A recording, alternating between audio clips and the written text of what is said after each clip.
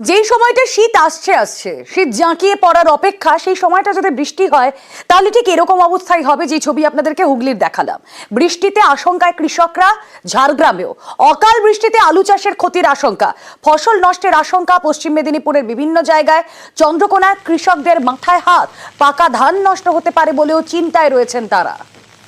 ভোর থেকে যে পরিমাণ বৃষ্টি শুরু হয়েছে, তো এরকম বৃষ্টি যদি চলতে থাকে মানে যেসব জমিগুলো আলু লাগাতে বাকি রয়েছে সেগুলো আর আলু লাগানো যাবে না, আর যেগুলো লাগানো হয়েছে সেই আলুগুলো সব নষ্ট হয়ে যাবে। ধানও সম্পূর্ণ ওঠেনি। এই অবস্থায় যদি আবার বৃষ্টি হয়ে যায় কি হবে?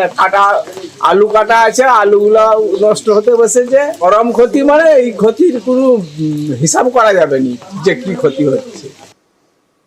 আলুর পর নজর রাখবো ধানে, যেন পাকা ধানে মই বৃষ্টি। অকাল বর্ষণে মাথায় হাত ঝাড়গ্রামের কৃষকদের।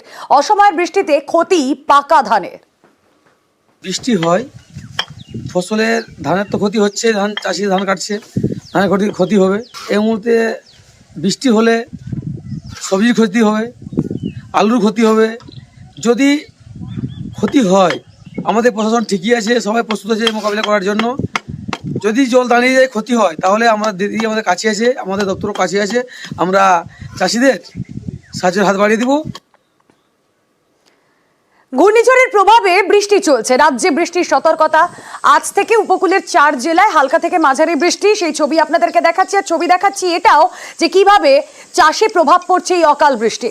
ধান কাটার কাজ শুরুর সময় এটা, কিন্তু বৃষ্টিতে চিন্তা বাড়ছে কৃষকদের। চাষের ক্ষতি ঠেকাতে তাই তড়িঘড়ি চলছে মাঠের ধান কেটে গোলায় তোলার কাজ। মহা সমস্যা, ধান জলে পড়ে আছে। আবার এই বৃষ্টির সমস্যায় চাষিরা কত দুর্ভোগে ভুগবে সে বলার নয়। অর্ধেকই ধান ওঠেনি, আজকের আবার মেঘলা। বৃষ্টি হলে মাঠের ধান মাঠে থেকে যাবে, বউ বাচ্চা নিয়ে এসে ধান তুলতে হচ্ছে আমাদের। অনেক কষ্ট করে ধানকে করে চাষ করেছি। আমাদের সারা বছরের খাওয়া দাওয়া খোরাকি এই ধান আর চাল। যদি মাঠের ধান মাঠের না পাই বাড়ি নিয়ে যেতে, তা আমাদের অবস্থা খুবই খারাপ, আমাদের না খেয়ে